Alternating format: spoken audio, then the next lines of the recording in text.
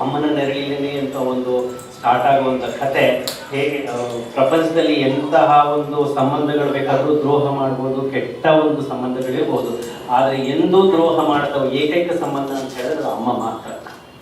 ಇದು ಎಲ್ಲರೂ ಒಪ್ತೀರಾ ಅಂತ ಅನ್ಕೋತೀನಿ. ಈ ಒಂದು ಅಮ್ಮನ ನೆರಳಿಗೆ ಒಂದು ಕತೆಗೆ ಅವರು ಹುಡುಕಿಕೊಡು, ಹೀಗೆ ಮಾಡೋಣ, ಅದಕ್ಕೊಂದು ಕವರ್ ಪೇಜ್ ಹೀಗೆ ಮಾಡೋಣ ಅಂತ ಹೇಳಿ ಒಂದು ಹಸುವಿನ ಒಂದು ಚಿತ್ರವನ್ನು ಕಳಿಸಿದ್ರು. ತುಂಬ ವೈರಲ್ ಕೂಡ ಆಗಿತ್ತು ಅದು ಸಾಮಾಜಿಕ ತಾಣದಲ್ಲಿ.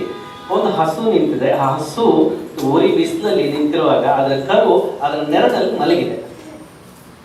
ಆ ಹಸುವಿನ ನೆರಳಲ್ಲಿ, ತಾಯಿ ಹಸುವಿನ ನೆರಳಲ್ಲಿ ಕಂದ ಮಗು ಕರು ಮಲಗಿದೆ. ಎಷ್ಟು ಅರ್ಥಪೂರ್ಣವಾದಂಥ ಅವ್ರು ಕಳಿಸಿ ಇದನ್ನ ಕವರ್ ಪೇಜ್ ಯೂಸ್ ಮಾಡೋಣ ಅಂತ ಅವ್ರು ಹೇಳಿದ ತಕ್ಷಣ ಇವರಿಗೆ ಅದರಲ್ಲಿ ಎಷ್ಟು ಒಡನಾಟ ಇದೆ, ಅದು ಎಷ್ಟು ಇನ್ವಾಲ್ವ್ಮೆಂಟ್ ಇದೆ ಅನ್ನೋದು ನನಗೆ ಅರ್ಥ ಆಗೋಯ್ತು. ಖಂಡಿತ ಅದನ್ನು ಒಳಗಡೆ ಎಲ್ಲಾದರೂ ಬಳಸ್ತೀನಿ. ಕವರ್ ಪೇಜ್ ನಮಗೆ ಮಾರ್ಕೆಟಿಂಗ್ ದೃಷ್ಟಿಯಿಂದ ತುಂಬ ಮುಖ್ಯ ಆಗುತ್ತೆ. ಹಾಗಾಗಿ ಇನ್ನೂ ಅಚ್ಚುಕಟ್ಟಾಗಿ ಮಾಡಬೇಕು ಅಂತ ನಾನು ಹೇಳಿದೆ. ಆ ಸ್ವಾತಂತ್ರ್ಯನ ಕೂಡ ನನಗೆ ಕೊಟ್ಟರು.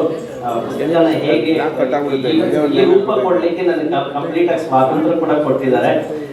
ತುಂಬ ಧನ್ಯವಾದಗಳು. ಇವರ 2ನೇ ಪುಸ್ತಕವನ್ನು ನನ್ನ ಸಿಸ್ಟರ್ ಕನ್ಸರ್ನ್ ಚಿನ್ಮಯ ಪ್ರಕಾಶದಿಂದ ನಾನು ತರ್ತಾ ಇದ್ದೀನಿ. ಎಷ್ಟೋ ಪುಸ್ತಕಗಳನ್ನ ಶ್ರೀನಿಧಿ ಪಬ್ಲಿಕೇಶನ್ಸ್ ಮೂಲಕ ತಂದಿದ್ದೀನಿ. ಶ್ರೀನಿಧಿ ಪಬ್ಲಿಕೇಶನ್ಸ್ಗೆ ನಾನೇ ಆ್ಯಕ್ಚುಲಿ 4ನೇ ತಲೆಮಾರು. 1280 ಶೀರ್ಷಿಕೆಗಳನ್ನು ಆ ಒಂದು ಬ್ಯಾನರ್ ಇಂದ ತಂದಿದ್ದೀವಿ. ಆದರೂ ಚಿನ್ಮಯ ಪ್ರಕಾಶನ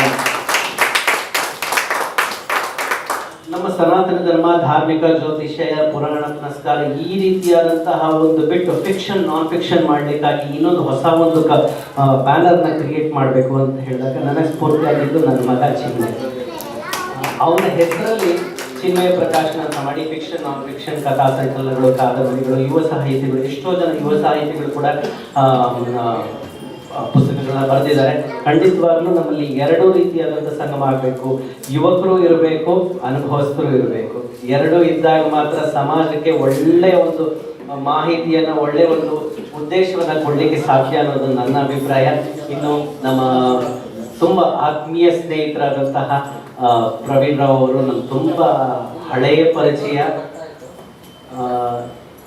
ಎಷ್ಟೋ ಸಂದರ್ಭದಲ್ಲಿ ಪ್ರತ್ಯಕ್ಷ ಪರೋಕ್ಷವಾಗಿ ನಾವು ತುಂಬ ಒಡನಾಟದಲ್ಲಿ ಇದ್ದೀವಿ. ಇನ್ನು ಮುಂದೆ ಹೇಗೆ ಸ್ನೇಹ ಸಂಬಂಧ ಇರುತ್ತೆ ಅಂತ ಖಂಡಿತ ಅನ್ಕೋತೀನಿ.